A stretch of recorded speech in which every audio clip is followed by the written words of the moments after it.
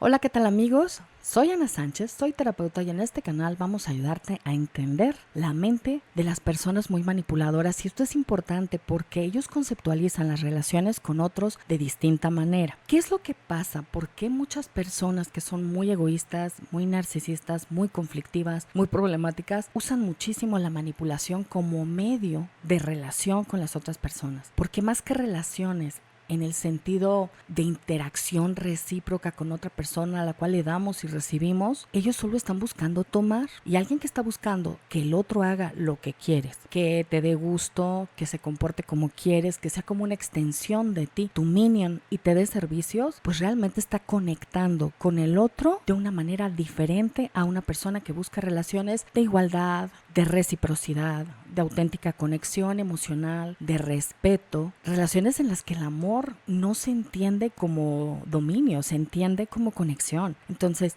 cuando tú eres una persona que entiende las relaciones como una conexión con otro ser humano en el que va a haber un conocimiento y respeto mutuos, cuidado y cariño juntos, y te topas con alguien que las relaciones interpersonales los entiende de otra manera, es probable que tú puedas ser manipulado sin darte cuenta qué es lo que está pasando en una relación. Ahora, ¿por qué alguien querría establecer una conexión de ese tipo con otro ser humano? Una relación de manipulación, una relación en la que no haya autenticidad, en la que no haya florecimiento, en la que no haya libertades. En realidad es porque las personas que son muy manipuladoras o muy controladoras muchas veces carecen de las habilidades necesarias. Uno, porque no las han desarrollado, no las han aprendido, y otro, porque no forma parte de su escala de valores, de las cosas a las que ellos les dan importancia. Ellos están basando sus relaciones más bien en el poder que logran ejercer sobre otros para que esos otros se conviertan en un medio para ellos poder lograr sus fines. Entonces, desde esta forma de conceptualizar una relación, pues la manipulación se entiende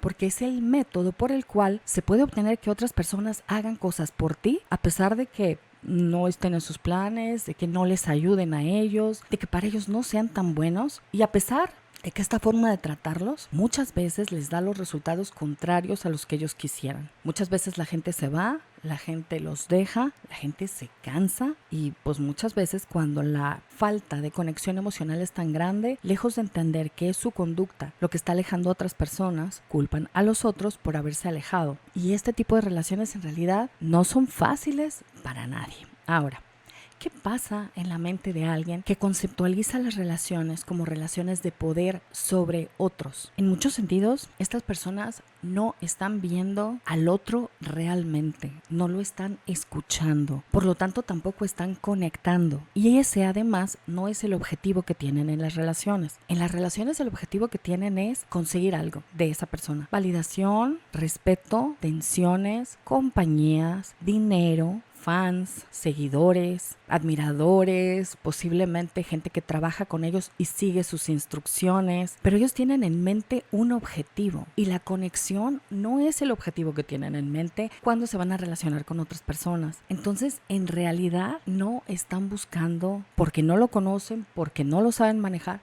o porque no está entre las cosas que ellos quieren lograr, una conexión emocional segura. Cuando estás en una relación controladora, incluso si tú no has detectado que estás en una relación de control más que en una relación equitativa y de amor, lo que empiezas a sentir es que hay falta de seguridad. El estrés y un cierto grado de ansiedad cuando estás en relación con un controlador es inevitable, porque con los controladores normalmente digamos que no hay posibilidades. Con los controladores las relaciones se dan en función de qué tanto aprueban o desaprueban tus ideas, tus sentimientos, tu comportamiento, tus amigos, la forma como te vistes, las elecciones que tomas, la forma como vives en general. Y esto no puede sentirse como una relación. Las relaciones de seguridad muchas veces son relaciones en las que podemos incluso irnos descubriendo a nosotros mismos cuando no somos criticados ni juzgados, cuando sabemos que hay alguien que trata de entendernos pero que también quiere nuestro bienestar. Podemos incluso ser capaces de explorar áreas de nosotros, de hacer preguntas, de cuestionarnos cosas, de mostrar nuestras vulnerabilidades, sabiendo que esa relación no está en riesgo. En una relación con un controlador, pues siempre hay riesgo de vivir determinadas consecuencias, porque lo hay, ¿no?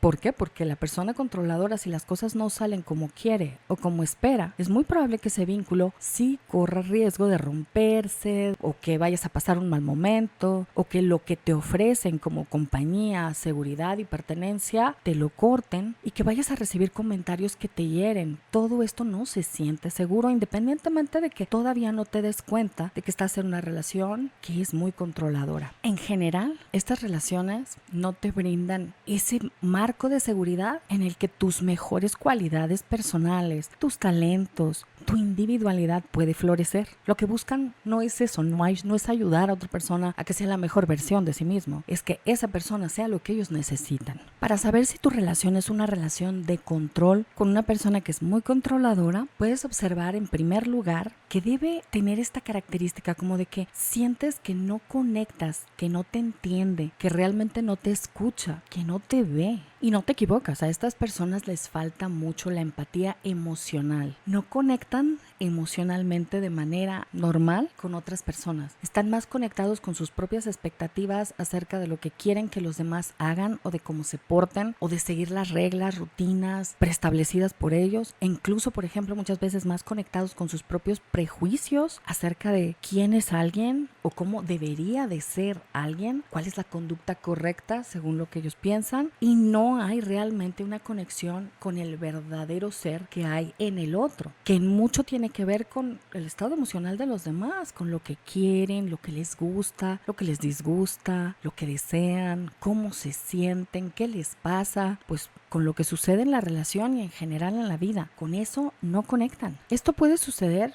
porque efectivamente son menos sensibles, en muchos casos eso es lo que sucede, y también porque esta falta de sensibilidad puede ser también hacia sus propios sentimientos. Y esto quiere decir que como no entiende mucho ni sus propios sentimientos, su vida emocional, sus motivaciones, sus inseguridades, sino que sigue las reglas y sigue lo que debería de ser, pues lo mismo aplica para otras personas. Es una baja sensibilidad empática. Ahora, con una baja sensibilidad empática, las personas no sienten el daño que le están produciendo a otras personas. No sienten la frustración, el dolor, el enojo que le pueden causar a alguien, y tampoco perciben mucho qué tanto pueden limitar su libertad, y eso de largo plazo también le causa daño a las otras personas. La sensibilidad empática se refiere a que cuando nosotros vamos a hacer algo que daña a otras personas, sentimos, no solo sabemos, sino sentimos lo que esa persona puede estar sintiendo con eso que estamos haciendo. Eso es un freno para que nosotros sintamos cierto dolor, como si nos sucedieran las cosas a nosotros, y no podemos hacerle eso a otra persona porque nos duele. Pero cuando la sensibilidad es tan baja, es que muy fácilmente pueden tomar decisiones por otros simplemente porque así debería de ser, sin sentir esta punzadita del dolor empático que puede detenerte de no hacerle daño a otras personas. Y no solo se necesita cierta sensibilidad empática, también se necesita capacidad de concientización y de profundidad emocional para poder entender cosas más profundas que le suceden a otro. Estas necesidades, que son más necesidades como de trascendencia, necesidades de sentido de vida, pues son necesidades que la verdad muchas veces les resultan ajenas, porque incluso no están conectados con sus propias necesidades a ese nivel de profundidad. Y es que en general, precisamente porque no entienden mucho de esos temas, tampoco es que prestan mucha atención al otro. Para poder saber cómo se siente alguien, tenemos que observar, escuchar, no a nosotros mismos y lo que queremos del otro y lo que pensamos con respecto a lo que ese otro siente, piensa o le pasa, si nos conviene o no nos conviene, si nos gusta o nos disgusta,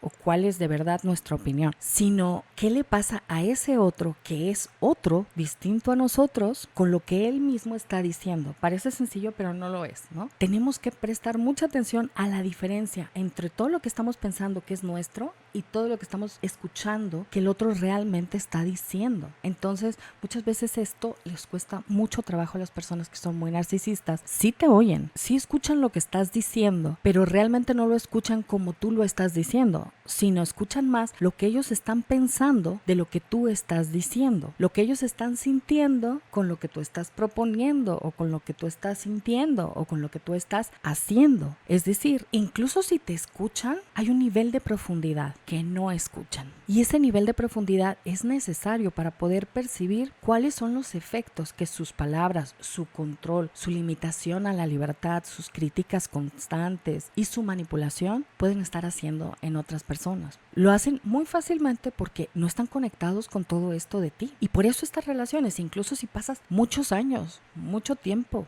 o muchas horas en relación con alguien así, no se sienten relaciones conectadas. No se siente que te conozcan realmente, que te escuchen, que te vean y por lo tanto no pueden formar vínculos de seguridad afectiva. Otro rasgo muy común en las personas muy controladoras o muy manipuladoras es que tienen un bajo nivel o umbral de tolerancia a la frustración. La frustración es algo que sentimos todos cuando nuestras expectativas no se cumplen, cuando lo que queríamos de verdad no se nos va a dar porque se atoraron diferentes circunstancias, cuando la realidad nos presenta cosas sobre todo que no nos gustan y que interrumpen pues nuestro alcance de objetivos y metas que de verdad queríamos. La podemos sentir incluso cuando los demás no nos dan lo que nosotros queríamos y su comportamiento es distinto. Por ejemplo, alguien que no te llamó en tu cumpleaños porque lo olvidó y tú tenías la expectativa de pasar un muy buen cumpleaños. Ese sentimiento es una frustración a la expectativa que nosotros teníamos y es muchas veces incómoda, es molesta. Pero en muchos sentidos la intensidad de esa molestia tiene mucho que ver con nuestra interpretación del hecho. Si tú conoces, por ejemplo, que esa persona, cosa que me pasa muchísimo a mí, no se aprende las fechas, entonces es posible que digas qué distraída o qué distraída, ¿no? Y en mi caso hay gente que hasta me recuerda, es mi cumpleaños, ¿no? Yo con trabajos me acuerdo del mío. Entonces, la verdad es... Entonces, dependiendo mucho del significado que se le dé, es que tanto esta frustración sube de tono y ya no se convierte solo en, no, o sea, no, las cosas no salieron como yo quería o no me dijo lo que quería oír o así, sino enojo, frustración e indignación, dependiendo de la interpretación que le demos, es el grado de enojo que sentimos. Pero la interpretación sí es algo que nosotros hacemos y está más relacionado con nuestras expectativas y con el significado que le damos que con la conducta de la otra persona. Para darnos cuenta si la conducta del otro de verdad es una ofensa o es una limitación incómoda, molesta, pero hasta ahí, pues tenemos que poder conectar no con cómo nosotros pensamos acerca de eso, sino con cómo el otro piensa acerca de eso. No olvidarnos de nuestras necesidades tampoco ni lo que nosotros sentimos, pero para poder entender por qué le pasa esto a alguien, tenemos que entender cómo es esa persona y qué le cuesta trabajo o qué significa para ella. Este proceso no lo hacen. Por lo tanto, muchas cosas que no salen como ellos quisieran, como esperaban, como soñaron, pueden resultar muy molestas al punto de causar ira o sentirse como si los hubieras de verdad lastimado ante cosas que para ti a lo mejor no tienen ese significado ni ese nivel de importancia, pero para ellos sí, y no escuchan eso. O sea, no escuchan lo que de verdad te pasó a ti, sino lo que de verdad interpretan ellos casi todo el tiempo. Esto es algo que podemos hacer todos, porque lo difícil, lo maduro y en lo que tenemos que invertir trabajo es en no hacerlo. Lo más común es que hagamos una interpretación egocentrada de ciertas cosas, pero que nos podamos dar cuenta que la estamos haciendo. Ya cuando maduramos nos damos cuenta que la estamos haciendo y vemos que existe una diferencia entre lo que nosotros pensamos que el otro piensa y lo que de verdad el otro piensa. Y tratamos de escuchar, de confirmar, de validar si lo que nosotros pensamos es así o estamos en un error. Esta flexibilidad realmente no la tienen. Normalmente, una persona que tiene más tolerancia a la frustración no es que no la siente menos porque no hace interpretaciones equivocadas o puede ser más flexible en sus interpretaciones, lo cual le ayuda mejor a regular la emoción. Y entonces en vez de llegar a furia, pues llega a incomodidad y molestia, que no es lo mismo. Es más fácil de manejar, es más fácil también, por ejemplo, adaptarte a cambiar tu expectativa, adecuarte a lo mejor a la realidad también y a sufrir menos, porque la frustración no es un sentimiento muy agradable, que digamos, cuando nos sentimos frustrados estamos en un estado aflictivo, incómodo, pues no muy alegre, ¿no? Por eso este tipo de sentimientos duelen y queremos no experimentarlos. Pero a veces la gente que tiene falta de tolerancia a la frustración es porque hace interpretaciones equivocadas y incrementa mucho el sentimiento de frustración que está teniendo, lo cual lo convierte en intolerancia a este sentimiento. El sentimiento puede que sea muy intenso, pero la interpretación también es que es muy equivocada. A veces esto puede suceder porque la persona es muy impulsiva y en algunos casos hay narcisistas que pueden ser muy impulsivos, otros que no tanto. En los impulsivos, la interpretación del hecho es tan rápida y la emoción es tan intensa que necesitan un tiempo para poder realmente empatizar, o sea, que se les baje la emoción para poder pensar un poquito de manera más flexible, más abierta y interpretar la realidad del otro, su manera de pensar, lo que de verdad estaba sintiendo adecuadamente, ¿no? Entonces, la impulsividad sí es un factor de riesgo para que en el momento que traes una carga, intensidad emocional muy grande, puede ser que no escuches al otro. Pero también hay otras personas que el problema está que tienen una tendencia de interpretar las cosas de manera muy negativa, ¿no? Se te olvida algo y es porque nunca te importé, nunca me quisiste, siempre estás pensando nada más en tus cosas, no estás pensando para nada en las mías y ¡frum! Entonces, puede haber dos vías para esta falta de tolerancia en la frustración y muchas veces las personas hacen las dos, ¿no? Son impulsivas y tienen una tendencia a interpretar negativamente las cosas cuando no suceden de manera que cumple sus expectativas. Es más, puede ser que se sientan frustrados porque tú no hiciste o no dijiste lo que ellos esperaban, pero que tomen su frustración como algo que tú provocaste. Y entonces te culpan a ti del sentimiento de frustración que ellos están experimentando y por lo tanto lo que hacen como consecuencia del sentimiento de frustración pues también es tu culpa y queda justificado. Si te dejan de hablar, si te hacen ley del hielo, si te sacan del círculo de amigos, si cortan la relación contigo, si te gritan, se enojan, todo eso está justificado porque lo provocaste tú, porque tú no hiciste tal cosa, ¿no? Entonces, si juntamos el rasgo de carácter de impulsividad con una alta intensidad emocional negativa, con inflexibilidad para cuestionar sus expectativas o para tratar de entender la perspectiva del otro, y también con un gran egocentrismo, que quiere decir ver las cosas desde su propia perspectiva y no hacer el intento activo de entender la perspectiva de la otra persona. Y además, un egoísmo muy grande, donde se ven a los demás como un medio para lograr sus fines, como de su propiedad, como de su uso personal, no importando las necesidades de los demás, porque para ellos sus gustos, necesidades, expectativas van primero que todo. Tenemos una bomba, ¿no? La frustración es mucha y explotan con mucha facilidad, se resienten también con mucha facilidad y obviamente también como tienen tanto problema para tratar de entender que los sentimientos de ellos pueden responder a sus propias interpretaciones o pensamientos, entonces culpan al otro de sus sentimientos, de su frustración, de su enojo, y esto no te permite conectar con ellos. Muchas veces están enojados contigo por cosas que para ti o no pasaron así como ellos dicen que pasaron, o no fueron como dicen que fueron, o jamás fueron tu intención, o no las hiciste por eso, y no conectan, no te escuchan. Ahora, el tercer punto, regresando al asunto del egoísmo muy grande, el egoísmo es el rasgo de personalidad, el rasgo de carácter que puede hacer que una persona se ponga a ella misma por encima de los demás. Eso de yo primero, claro que sí es egoísmo. Es decir, es diferente decir yo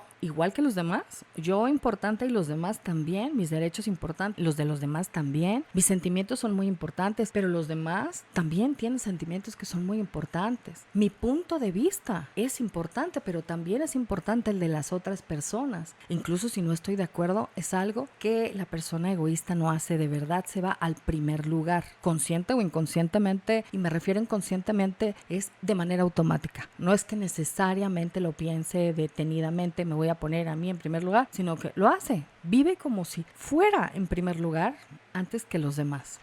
Y como en el fondo se da tanta importancia a sí mismo, el hacer el esfuerzo de modular su egoísmo para poder entender a los demás como si fueran seres humanos independientes, con derechos personales, a pensar, a sentir, a disentir, a desear cosas distintas, a que haya distintas cosas que los hacen felices, ocupaciones, actividades, maneras de pensar, amigos, otros miembros de la familia. No. O sea, esa persona es un medio para que yo me sienta bien, entonces la usan sin importar qué tanto la persona usada está siendo lastimada. El otro existe para ellos en función de qué tanto puede cumplir con sus expectativas, cuidarlo, estar de acuerdo con él, escucharlo, darle su admiración, su atención, hacerlo ver bien, darle servicios, atenderlo, comportarse como esa persona lo desea, darle una buena imagen pública. Todo eso existe en función de qué tanto tú le das todo eso. Es decir, los demás le importan en función a qué tanto le sirven a él mismo. Entonces, cuando conecta con otros, pues al final lo hace motivado por sus propias preferencias, intereses y no tanto porque desea auténticamente el bien común, el bien de la pareja, el bien del grupo de personas en el que está. Ni siquiera los oye mucho. Oye lo que cree que quieren, lo que deberían de hacer, cómo deberían de vivir, pero no lo que de verdad necesitan. Son minions para él. Y es cierto, esta es la razón por la que una persona controladora no está realmente conectada contigo ni muchas veces con otras personas. Cuando estás en una relación muy controladora, lo que sientes, y de verdad es porque lo estás percibiendo, es mucha frustración de que no te escuchan, de como si no te vieran realmente. Y pues no importa qué tanto tiempo haya pasado y qué tanto tiempo hayas convivido, es una persona que de verdad no te conoce, aunque crea que te conoce. Muchas veces incluso aunque crea que sabe mejor que tú lo que te conviene o lo que tú deberías hacer. En muchas ocasiones es tal el nivel de desconexión con la realidad del otro que tiene una persona controladora que no solamente no ven el daño que hacen, e incluso piensan que están haciendo lo correcto para el otro. Otras veces, este control puede ser más consciente. Puede que haya personas, no sé, más del espectro del narcisismo maligno, que sí se den cuenta que están ejerciendo coerción, chantaje y manipulación con fines muy egoístas, ¿no? Hay personas más agresivo-pasivas, más narcisistas, histriónicas, más obsesivas, de perfiles en los que este egoísmo, esta dificultad en la empatía es más inconsciente, y hay otros perfiles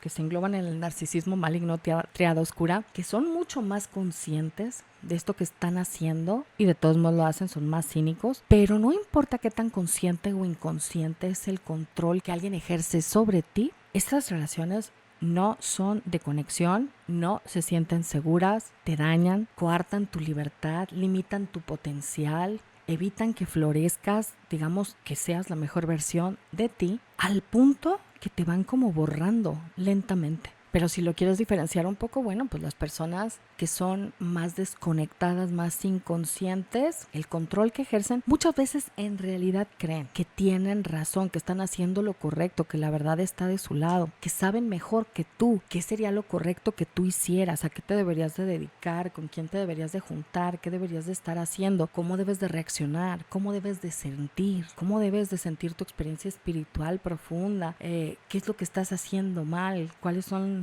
conductas malas de tu parte. Y cuando te escuchan, en realidad no están buscando conexión, están haciendo un juicio automáticamente. Malo, bueno, conveniente, inconveniente. ¿Es lo que yo me imaginé que debería de ser o es diferente? En las relaciones de control, no importa qué tanto diga una persona que te quiere, siempre tienes la sensación de que o estás de acuerdo con ellos, con sus posturas, pensamientos, manera de conducirse, o estás contra ellos. No hay posibilidad de tener un debate, argumento, discutir razones, puntos de vista. Es necesario no solo para llegar a entendimientos, sino para llegar a acuerdos o negociaciones que son diferentes, pero que son necesarias para que haya relaciones en las que para todos les vaya mejor, relaciones más democráticas. Y son complejas, pero se tienen que tener ese tipo de discusiones. Se toma en cuenta las necesidades y opinión de todos. Esto no se siente en las relaciones controladoras, no se perciben así, porque no son así. Entonces, independientemente de qué tan controladora, incluso abusiva, enjuiciadora y poco empática sea la conducta que una persona controladora tiene para contigo, si tú le dices cómo te sientes al respecto, lo que te pasa, o pides que no haga eso, probablemente lo tome como una ofensa, como una agresión o como una manipulación, curiosamente, de tu parte. Esto no solamente pasa en relaciones de pareja, si lo ves, pasa en muchos grupos de personas, en donde para pertenecer tú tienes que adoptar una manera de pensar, de ser, de actuar, de vestirte,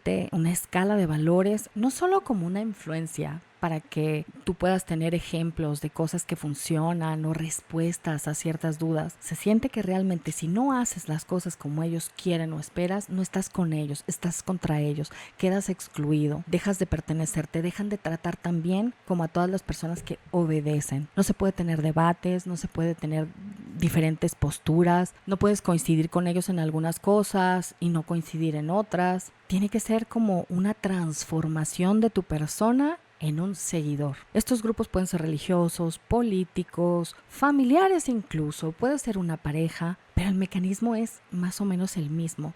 No son relaciones en donde tu pertenencia esté garantizada. Tu pertenencia está en base a que tanto sirves como un seguidor o le sirves a esa pareja o le das al otro lo que quiere y te comportas como espera de ti. Ellos son los jueces de tus motivaciones, de si estás haciendo lo correcto o incorrecto, pero no se dedican a hacer que tú te vayas descubriendo poco a poco a ti mismo, no. Te dicen quién eres y cómo debes de ser, te definen. Cualquier grupo que se maneja de esta manera es un grupo de gente controladora, en el que cualquier idea diferente o acción que no se alinee a sus expectativas se ve como un peligro, una falta de fe, un insulto, una ofensa, un ataque incluso. Y estos grupos pueden ser educativos, religiosos, medios pseudoterapéuticos, bandas, etcétera, etcétera. Entonces, en ese tipo de grupos no se busca ni la conexión ni la igualdad, pero eres necesario porque eres un peón dentro del juego de ajedrez que tienen planeado, ¿no?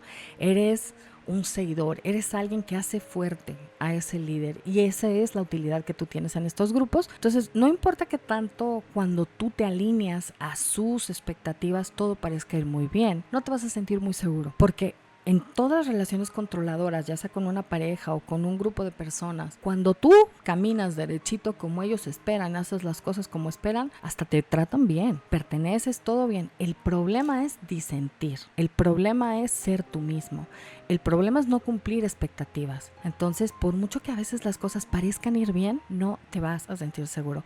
Y estas son las señales de que estás en una relación de control, por mucho que las cosas a veces vayan bien. Es importante que te des cuenta para que tomes las medidas necesarias para que estas relaciones de control no te opaquen, no te borren y no te usen.